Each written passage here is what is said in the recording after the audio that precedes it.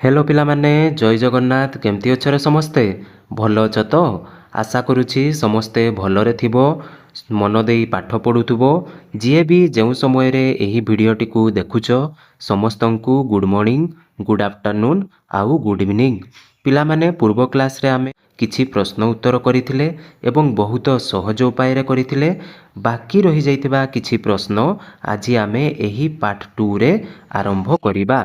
पिलामाने मु ग्यारंटी दउछि एई वीडियो देखि सारिबा परे तमरो गोटिए हेले भी डाउट रहिबो नाही। तेणु आउ डेरी न करी खाता पेन बाहर करो आउ मो सहित करी करी चालो। प्रथम प्रश्न पचारिछि पिले केउंटी बृहत्तर बा केउंटी बड़ ए माइनस बी रो होल स्क्वायर ना बी माइनस ए रो होल स्क्वायर। पिलामाने आमे जानिछु ना ए माइनस बी रो होल स्क्वायर गोटे फॉर्मूला अछि A square minus 2ab plus B square ठीक ना नहीं। सेमिति जदि आमे बी माइनस ए रो होल स्क्वायर फॉर्मूला काढिबा केते हेबो B square minus 2 into B into A plus A रो होल स्क्वायर। आमे जदि एठी लक्ष्य करिबा ए स्क्वायर को मु प्रथम रे लिखि परिबी ए स्क्वायर माइनस 2 इंटू एठी जो बी इंटू ए अछि मु ताकु लिखि परिबी ए इंटू बी ठीक ना नहीं। बाकी रहिला B square plus B square. एबे लक्ष्य कर पिले एटा आउ एटा कौन समान ना पूरा। तेणु आमे कहिबा ए माइनस बी रो होल स्क्वायर जेतिकी आसुची बी माइनस ए रो होल स्क्वायर मध्य सेतिकी आसुची। तेणु एही दुईटी समान बुझी हेछि पिले। सेमिति आउ गोटे उपाय रे मध्य आमे प्रमाण करि परिबा जेमिति की प्रथमे देइछि ए माइनस बी रो होल स्क्वायर द्वितीय रे देइछि बी माइनस ए रो होल स्क्वायर। जदि मु एइठु गोटिए माइनस कॉमन नउछि तेबे भितरे केते आसी जिवो माइनस बी प्लस ए ठीक ना नहीं एवं तार अछि होल स्क्वायर। माइनस रो स्क्वायर केते पिले माइनस गुणन माइनस प्लस ही गला एवं माइनस बी प्लस ए टाकू मु लिखि पारिबी ए माइनस बी एवं तार रहिला एटा होल स्क्वायर। तेबे एइना देखो एइटी रहिला ए माइनस बी रो whole square B minus A रो होल स्क्वायर मध्य आसी गला ए माइनस बी रो होल स्क्वायर। एइठु मध्य आमे कहि देइ परिबा एही दुईटी सूत्र बा परिप्रकाश द्वय पूरा पूरी समान बुझी छि पिले। नेक्स्ट प्रश्न को जिबा। 2 नंबर कहिला 100 को पूर्ण वर्ग संख्यार अंतरफल रूपे प्रकाश करो। प्रथमे जानिबा पूर्ण वर्ग संख्या कोन 2 रो वर्ग 4 3 रो वर्ग 3 3 9 4 रो वर्ग 4 चौक 16 ए रो वर्ग ए स्क्वायर बी रो वर्ग बी स्क्वायर। तेबे एई जो संख्या गुडी को आमे पाइले एई संख्या गुडी को आमे पूर्ण वर्ग संख्या बोली कहिबा एवं अंतरफल माने पिले वियोग फल। आमे कहि परिबा दुईटी पूर्ण वर्ग संख्यार वियोग फल रूपे प्रकाश करो। पिला माने आमे लेखिबा मने करो संख्या दुईटी केते पिले ए स्क्वायर एवं बी स्क्वायर। प्रश्न कौन कहूची 100 को पूर्ण वर्ग संख्यार अंतरफल रूपरे। तेबे आमर दुईटी पूर्ण वर्ग संख्या होची ए स्क्वायर एवं बी स्क्वायर। तेबे आमे लिखिबा A square minus B square equal to 100। पिला माने आमे गुटे फॉर्मूला जानिछु A square minus B square रो formula A plus B into A minus B एवं 100 को पिले लिखि परिबा ना 50 गुणन 2 50 गुणन 2 होची 100। एबे आमे कंपेयर करिबा ए प्लस बी रो मूल्य 50 एवं ए माइनस बी रो मूल्य 2।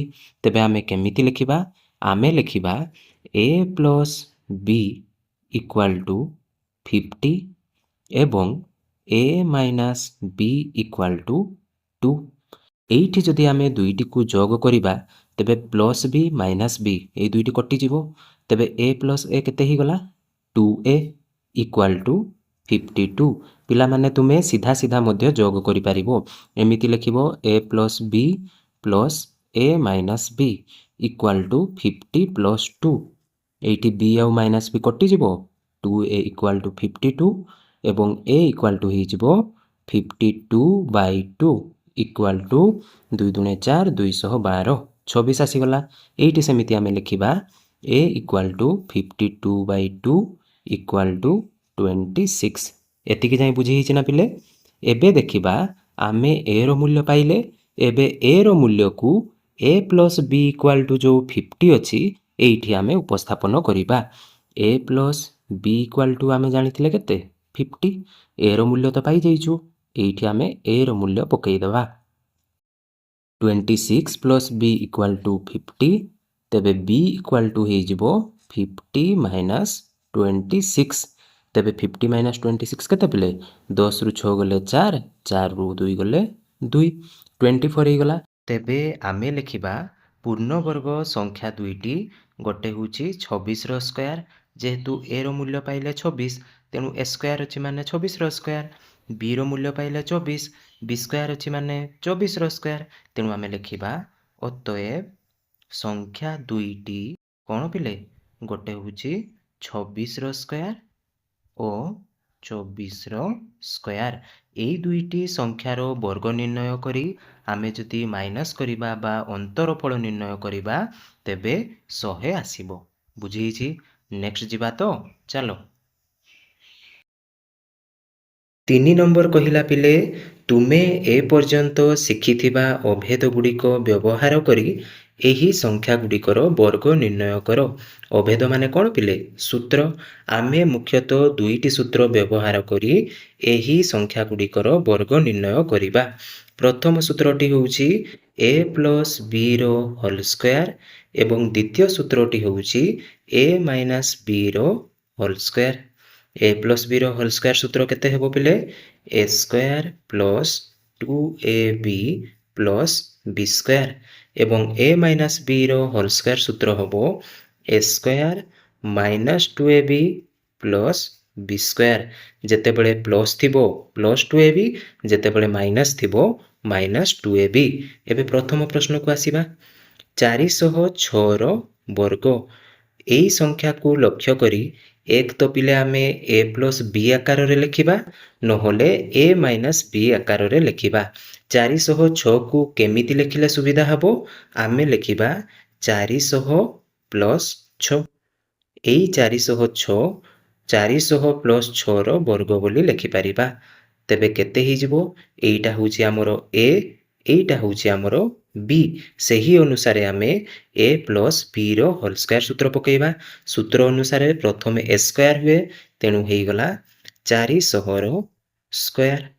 ତାପରେ ହୁଏ plus 2ab plus 2 into a ସ୍ଥାନରେ ଅଛି 400, b ସ୍ଥାନରେ ଅଛି 6 ପ୍ଲସ୍ b ସ୍କୋୟାର।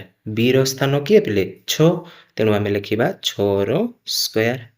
ତେବେ 400ର ସ୍କୋୟାର କେତେ ହେବ ପିଲେ? 4ର ବର୍ଗ କେତେ? 16। ଦୁଇଟା ଶୂନ ଅଛି ମାନେ ଏଇଠି ଆମେ 4ଟି ଶୂନ ଲେଖିବା, ଡବଲ ହେଇଯିବ। ପ୍ଲସ୍ 2 ଚକ 8, 848, 4800 ପ୍ଲସ୍ 636। ଏହି ତିନୋଟିକୁ ଯୋଗ କରିବା। ଏହି ତିନୋଟିକୁ ଯୋଗ କଲେ ଆନ୍ସର କେତେ ଆସିଯିବ ପିଲେ? 164,836। ତେବେ ଆମେ କହିପାରିବା 406ର ବର୍ଗ ହେଉଛି 1,64,836। ସେମିତି ଦ୍ୱିତୀୟ ପ୍ରଶ୍ନକୁ ଯିବା। କେତେ ଅଛି ପିଲେ? 72ର ବର୍ଗ। 72ର ବର୍ଗକୁ ଆମେ ଲେଖିପାରିବା 70 ପ୍ଲସ୍ 2ର ବର୍ଗ, ଠିକ୍ ନା ନାହିଁ? କିମ୍ବା ଆମେ ଲେଖିପାରିଥାନ୍ତେ 75 ମାଇନସ୍ 3ର ବର୍ଗ। କିନ୍ତୁ 70 ପ୍ଲସ୍ 2 କଲେ ଆମକୁ ବେଶୀ ସୁବିଧା ହେବ, ତେଣୁ ଆମେ 70 ପ୍ଲସ୍ 2ର ବର୍ଗ ଲେଖିଲେ। ତେବେ ପୁଣି ଥରେ 70ର ବର୍ଗ a ସ୍କୋୟାର ପ୍ଲସ୍ 2ab, 2 ଏଇଟା ହେଉଛି ଆମର a, ଏଇଟା ହେଉଛି ଆମର b। ସେହି ଅନୁସାରେ ଆମେ ଲେଖିବା 2ab ପ୍ଲସ୍ bର ସ୍କୋୟାର ମାନେ ପିଲେ 2ର ସ୍କୋୟାର। ଏଇଟା ହେଇଗଲା 4900। କେମିତି ହେଲା? 7 ଶତାଂଶ ହେଇଗଲା 49। ମୁଁ କହିଥିଲି ଯେତୋଟି ଶୂନ ଥିବ ଡବଲ ହେଇଯିବ। ଯେହେତୁ ଗୋଟିଏ ଶୂନ ଅଛି, ଦୁଇଟି ଶୂନ ହେଇଗଲା। 2 ଦୁଣେ 4, 4 ଶତାଂଶ 28, 280 ପ୍ଲସ୍ 2 ଦୁଣେ 4। ତେବେ ଆମର ଆନ୍ସର କେତେ ଆସିଯିବ? 5184। ଏହି ତିନୋଟିକୁ ଯୋଗ କରିଦେବା। ବୁଝିହେଇଛି ପିଲେ। 3 ନମ୍ବରକୁ ଆସ। 3 ନମ୍ବର ଅଛି 145ର ବର୍ଗ। 145ଟାକୁ ଆମେ ଲେଖିପାରିବା 140 ପ୍ଲସ୍ 5, ନହେଲେ ଲେଖିପାରିବା 150 ବିୟୋଗ 5। ପିଲେ ଗୋଟେ ମାଇନସ୍ ନେଇକି କରିବା ଦେଖ, 150 ମାଇନସ୍ 5। ପିଲେ ଯଦି ତୁମେ ପ୍ଲସ୍ କରିକି କରୁଛ ତେବେ ବି ଆନ୍ସର ଶେଷକୁ ସମାନ ଆସିବ। ଏଇଠି ଆମେ ଯଦି ଦେଖିବା 150 ହେଉଛି ଏ ଏବଂ 5 ହେଉଛି ବି। ତେବେ ପ୍ରଥମେ ଆସେ ଏ ସ୍କୋୟାର, ତେଣୁ 150ର ସ୍କୋୟାର ମାଇନସ୍ 2 ଏ ବି, ବୁଝି ହେଉଛି ପିଲେ, ପ୍ଲସ୍ ବିର ସ୍କୋୟାର ମାନେ ପିଲେ 5ର ସ୍କୋୟାର। ତେବେ କେତେ ହେଇଗଲା? ଆମେ ଏଇଠି ଦେଖିବା 15ର ବର୍ଗ ଆମେ କେତେ ଜାଣିଛୁ? 225, ତାପରେ 2ଟି ଶୂନ, 2ଟି ଶୂନ ହେଇଗଲା, ମାଇନସ୍ 2 ପଞ୍ଚାଙ୍ଗ 10, ଏଇଟା କେତେ ହେଇଗଲା? 10। ତେବେ 15ରେ ଗୋଟେ ଶୂନ ଅଛି ଏବଂ 10ର ଗୋଟେ ଶୂନ ଲାଗିଯିବ, 1500 ହେଇଗଲା, ଠିକ୍ ନା ନାହିଁ? ପ୍ଲସ୍ ଏଇଠି ରହିଲା 5 ପଞ୍ଚାଙ୍ଗ 25। ପ୍ରଥମେ ଆମେ କ'ଣ କରିବା? 22,500ରେ 25 ଯୋଗ କରିଦେବା, ତାପରେ ସେଇଠୁ 1500 ବିୟୋଗ କରିବା। ଯେତେବେଳେ ଆମେ ସେମିତି କରୁ ଏନ୍ସର୍ ଆସିଯିବ 21,025। କେତେ ଆସିବ ପିଲେ? 21,025। ତେବେ ଆମେ କହିପାରିବା 145ର ବର୍ଗ 21,025। ବୁଝିହେଇଛି? ନେକ୍ସଟ ଦେଖିବା 1097ର ହୋଲ୍ ସ୍କୋୟାର। ୟାକୁ ପିଲା ଆମେ ଲେଖିପାରିବା 1000 ପ୍ଲସ୍ 97ର ହୋଲ୍ ସ୍କୋୟାର, କିମ୍ବା ଆଉ ଗୋଟେ ସହଜ ଉପାୟ ଲେଖିପାରିବା 1100 ବିୟୋଗ 3ର ହୋଲ୍ ସ୍କୋୟାର। ତେବେ କେଉଁଟା କଲେ ସୁବିଧା ହେବ ପିଲେ? 1100 ବିୟୋଗ 3ର ହୋଲ୍ ସ୍କୋୟାର। ସେମିତି ହେଲେ ଆମକୁ 3ର ବର୍ଗ କାଢ଼ିବା ପାଇଁ ପଡ଼ିବ, 97ର ବର୍ଗ କାଢ଼ିବା ପାଇଁ ପଡ଼ିବନି। ତେଣୁ ଆମେ ଲେଖିବା 1100 ମାଇନସ୍ 3 ତାର ବର୍ଗ। ତେବେ ଏଠି ଏ କିଏ ପିଲେ? 1100 ହେଉଛି ଏ, ବି ହେଉଛି 3। ତେବେ ଲେଖିବା 1100ର ବର୍ଗ ମାଇନସ୍ 2 ଏ ବି ପ୍ଲସ୍ ବିର ହୋଲ୍ ସ୍କୋୟାର। ଏଇଟା ହେଇଯିବ 11ର ବର୍ଗ 121, 2ଟା ଶୂନ ଅଛି ମାନେ 4ଟି ଶୂନ ହେଇଯିବ, ମାଇନସ୍ 2 3 6, 1166ରେ 2ଟି ଶୂନ ପ୍ଲସ୍ 3 3 9, ଏଇ ଦୁଇଟିକୁ ଯୋଗ କରିଦେବା, କେତେ ହେଇଗଲା? 1 2 1 0 0 0 9 ବିୟୋଗ 6 6 0 0। ତେବେ ଆନ୍ସର୍ କେତେ ଆସିଯିବ? 1 2 0 3 4 0 9। ଏଇଠୁ ଏତିକି ବିୟୋଗ କରିବାର ଅଛି ଆଉ।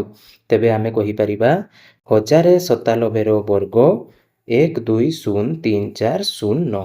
ବୁଝିହେଇଛି ପିଲେ? ନେକ୍ସଟ ଦେଖିବା 124ର ବର୍ଗ। ଆମେ ଲେଖିପାରିବା 120 ପ୍ଲସ୍ 4ର ବର୍ଗ। କେତେ ହେଇଯିବ?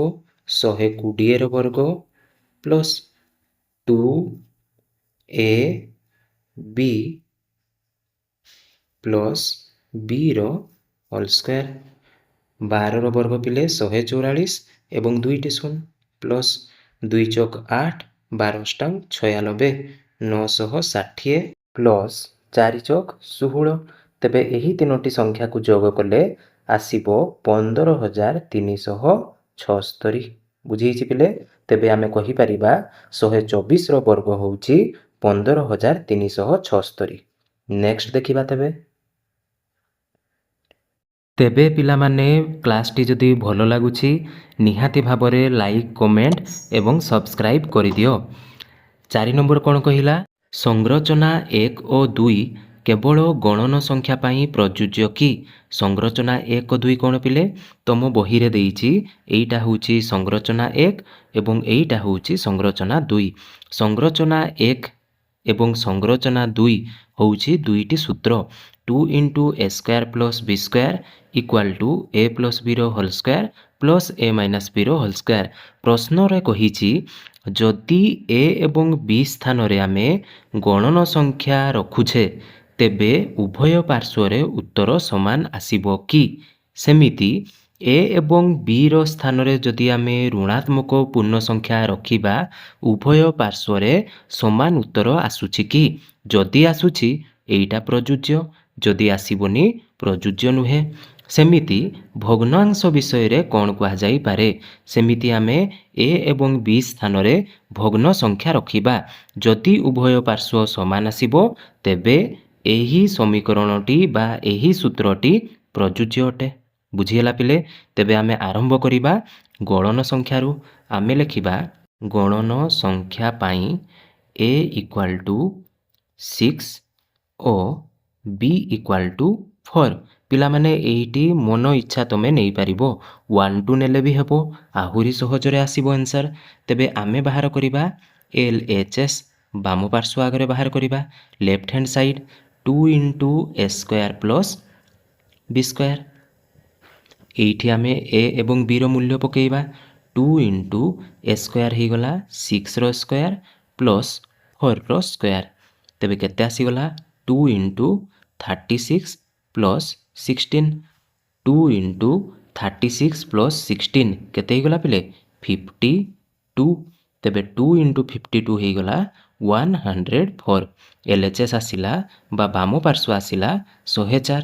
ସେହିଭଳିଆ ଆମେ RHS ବା ରାଇଟ୍ ହ୍ୟାଣ୍ଡ ସାଇଡ୍ କାଢ଼ିବା। ରାଇଟ୍ ହ୍ୟାଣ୍ଡ ସାଇଡ୍ରେ କିଏ ଅଛି a ପ୍ଲସ୍ bର whole square plus a minus bର ହୋଲ୍ ସ୍କୋୟାର। ଏବେ ଆମେ ପକାଇବା aର ସ୍ଥାନରେ ପକାଇବା 6 ପ୍ଲସ୍ bର ସ୍ଥାନରେ ପକାଇବା 4। 6 ପ୍ଲସ୍ 4ର ହୋଲ୍ ସ୍କୋୟାର ଇଣ୍ଟୁ 6 ମାଇନସ୍ 4ର ହୋଲ୍ ସ୍କୋୟାର। 6 ପ୍ଲସ୍ 4 10, 10ର ସ୍କୋୟାର ପ୍ଲସ୍ 6 ମାଇନସ୍ 4 2, 2ର ସ୍କୋୟାର। 10ର ସ୍କୋୟାର ହେଇଗଲା 100 ପ୍ଲସ୍ 2ର ସ୍କୋୟାର ହେଇଗଲା 4। କେତେ ଆସିଲା 104। ତେବେ ଆମେ ଲେଖିପାରିବା LHS ଯେତେ ଆସିଲା RHS ମଧ୍ୟ ସେତିକି ଆସିଲା। ତେଣୁ ଆମେ ଲେଖିବା ଗଣନ ସଂଖ୍ୟା ପାଇଁ ଏହା ପ୍ରଯୁଜ୍ୟ। ବୁଝିହେଇଛି ପିଲେ?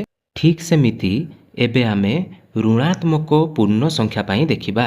ଋଣାତ୍ମକ ପୂର୍ଣ୍ଣ ସଂଖ୍ୟା କହିଲେ ପିଲେ ନେଗେଟିଭ୍ ନମ୍ବର ବା ଯେଉଁ ଅଙ୍କ ପୂର୍ବରୁ ବିୟୋଗ ଚିହ୍ନ ଲାଗିଥିବ, ମାଇନସ୍ ଚିହ୍ନ ଲାଗିଥିବ, ସେଇଗୁଡ଼ିକୁ ଆମେ ଋଣାତ୍ମକ ପୂର୍ଣ୍ଣ ସଂଖ୍ୟା କହିବା। ସେହିପରି ଆମେ ଲେଖିବା ମନେକର a equal two -2 b equal two -3। ତେବେ LHS ବାହାର କରିବା। ବାମ ପାର୍ଶ୍ୱରେ କେତେ ଅଛି 2 into a square plus b square.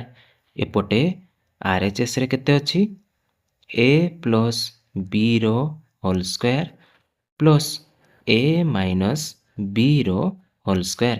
ଏବେ ବାହାର କରିବା 2 ଇଣ୍ଟୁ a ସ୍କୋୟାର ମାନେ ପିଲେ -2ର ହୋଲ୍ ସ୍କୋୟାର ପ୍ଲସ୍ b ମାନେ ପିଲେ -3ର ହୋଲ୍ ସ୍କୋୟାର। ବୁଝିହେଇଛି? ତେବେ 2 ଇଣ୍ଟୁ -2ର ସ୍କୋୟାର କେତେ ହେଇଯିବ 4 ପ୍ଲସ୍ -3ର ସ୍କୋୟାର ହେଇଯିବ 3 3 9। ମାଇନସ୍ର ସ୍କୋୟାର ପିଲେ ପ୍ଲସ୍ ହୁଏ, ଜାଣିଛ ତୁମେମାନେ। 2 ଇଣ୍ଟୁ 9 4 13। ତେବେ 13 ଦୁଣେ କେତେ ଆସିଲା 26। ସେମିତି ପିଲେ ଆମେ ରାଇଟ୍ ହ୍ୟାଣ୍ଡ ସାଇଡ୍ ବାହାର କରିବା a ପ୍ଲସ୍ bର ହୋଲ୍ ସ୍କୋୟାର -2 ପ୍ଲସ୍ -3 କେତେ ହେଇଯିବ -3ର whole square plus a minus b -2 minus -3 minus minus plus ହେଇଯିବ। ତେଣୁ -2 ପ୍ଲସ୍ 3ର ହୋଲ୍ ସ୍କୋୟାର -2 -3 -5ର ହୋଲ୍ ସ୍କୋୟାର ପ୍ଲସ୍ -2 ପ୍ଲସ୍ 3 1, 1ର ସ୍କୋୟାର। ତେବେ -5ର ସ୍କୋୟାର କେତେ ହେଇଗଲା 25 ପ୍ଲସ୍ 1, 25 ପ୍ଲସ୍ 1 ହେଇଗଲା 26। ତେବେ ଏଇଠି ମଧ୍ୟ ଦେଖିଲେ ଲେଫ୍ଟ ହ୍ୟାଣ୍ଡ ସାଇଡ୍ ଯେତିକି ଆସିଲା ରାଇଟ୍ ହ୍ୟାଣ୍ଡ ସାଇଡ୍ ମଧ୍ୟ ସେତିକି ଆସିଲା। ତେଣୁ ଆମେ ଲେଖିବା ଋଣାତ୍ମକ ପୂର୍ଣ୍ଣ ସଂଖ୍ୟା ପାଇଁ ମଧ୍ୟ ଏହା ପ୍ରଯୁଜ୍ୟ। ସେମିତି ପିଲେ ଏବେ ଆମେ ଭଗ୍ନ ସଂଖ୍ୟା ପାଇଁ ଦେଖିବା। ଆମେ a ସ୍ଥାନରେ ଗୋଟିଏ ଭଗ୍ନ ସଂଖ୍ୟା ନେବା, b ସ୍ଥାନରେ ଗୋଟିଏ ଭଗ୍ନ ସଂଖ୍ୟା ନେବା। ତେବେ ଲେଖିବା ମନେକର a ଇକ୍ୱାଲ୍ ଟୁ 1/2 ଓ b ଇକ୍ୱାଲ୍ ଟୁ 3/2। ତେବେ LHS ବାହାର କରିବା। LHSରେ ଅଛି 2 into a square plus b square. 2 into aର ସ୍ଥାନରେ ପକାଇବା 1/2ର ହୋଲ୍ ସ୍କୋୟାର ପ୍ଲସ୍ 3/2ର ହୋଲ୍ ସ୍କୋୟାର। ବୁଝିହେଇଛି ପିଲେ? 2 ଇଣ୍ଟୁ କେତେ ହେଇଯିବ 1/4 ପ୍ଲସ୍ 3ର ସ୍କୋୟାର ହେଇଗଲା 9, 2ର ସ୍କୋୟାର ହେଇଗଲା 4। ବୁଝିହେଇଛି? ତେବେ 2 ଇଣ୍ଟୁ ଏଇଟା ପିଲେ ଲସାଗୁ ଯିବ 4, 9 ପ୍ଲସ୍ 1 କେତେ ହେଇଗଲା 10। ବୁଝିହେଇଛି ନା? 2 ଦୁଣେ 4, 2 ପଞ୍ଚାଙ୍ଗ 10। ତେବେ ଆମର ଆନ୍ସର୍ କେତେ ଆସିଲା 5।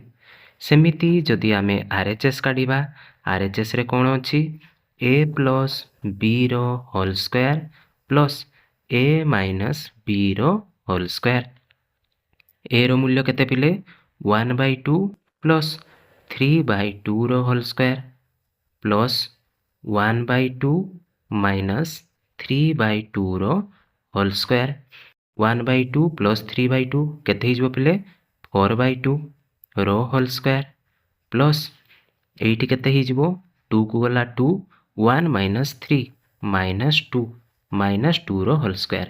ଏଇଠି ପିଲେ କଟି ଯାଉଛି, କେତେ କଟୁଛି 2 ଆଉ 4, 2 ଦୁଣେ 4, ଏଇଠି କଟି ଯାଉଛି 2 1 2, ଠିକ୍ ନା ନାହିଁ? ତେବେ ଆମେ ଲେଖିବା 2ର ସ୍କୋୟାର ପ୍ଲସ୍ ମାଇନସ୍ 1ର ସ୍କୋୟାର। 2ର ସ୍କୋୟାର ହେଇଗଲା 4 ପ୍ଲସ୍ ମାଇନସ୍ 1ର ସ୍କୋୟାର ହେଇଗଲା 1, 4 ପ୍ଲସ୍ 1 ଆସିଗଲା 5। ତେବେ ଏଇଠି ମଧ୍ୟ ଆମେ ଲେଖିପାରିବା LHS ଇକ୍ୱାଲ୍ ଟୁ RHS। ତେଣୁ ଏହା ଭଗ୍ନାଂଶ ପାଇଁ ମଧ୍ୟ ପ୍ରଯୁଜ୍ୟ ଅଟେ। ପିଲାମାନେ ସଂରଚନା 1 ପାଇଁ ଆମେ ଯେମିତି କଲେ ସଂରଚନା 2 ପାଇଁ ମଧ୍ୟ ପୁରା ସେମ୍ ହେବ। ଆଶା କରୁଛି ସମସ୍ତେ କରିପାରିବ ନା ପିଲେ? ଯେଉଁମାନେ କରିପାରିବ କମେଣ୍ଟ କର ପିଲେ ଜୟ ଜଗନ୍ନାଥ। କ'ଣ ପିଲେ ଜୟ ଜଗନ୍ନାଥ। ମୁଁ ଜାଣିପାରିବି ଏହି ପ୍ରଶ୍ନଟିକୁ ତୁମେ ପୁରା ଉଡ଼େଇଦେବ। ତେବେ ପିଲାମାନେ ଆଜି ପାଇଁ ଏତିକି ଥାଉ। ବାକି ରହିଯାଇଥିବା ପ୍ରଶ୍ନଗୁଡ଼ିକ ଆମେ ନେକ୍ସଟ କ୍ଲାସ୍ରେ କରିବା ଏବଂ ସେହି କ୍ଲାସ୍ଟି ଏହି ଚାପ୍ଟରର ଶେଷ କ୍ଲାସ୍ ହେବ। ତେବେ ପିଲେ ଯଦି କ୍ଲାସ୍ଟି ଭଲ ଲାଗିଛି ନିହାତି ଭାବରେ ଲାଇକ୍ କମେଣ୍ଟ ଏବଂ ନୂଆ କରି ଯଦି ଚ୍ୟାନେଲକୁ ଆସିଛ ତେବେ ନିହାତି ଭାବରେ ସବସ୍କ୍ରାଇବ୍ କରିବ। ଆଜି ପାଇଁ ତେବେ ଏତିକି ଥାଉ। ପୁଣି ଦେଖା ହେବ ଆଗାମୀ କ୍ଲାସ୍ରେ। ସେତିକି ଯାଏଁ ରହୁଛି। ମନ ଦେଇ ପଢ଼ୁଥାଉ ଏବଂ ଏମିତି ଆଗକୁ ବଢ଼ୁଥାଉ। ରହୁଛି ପିଲେ ଜୟ ଜଗନ୍ନାଥ।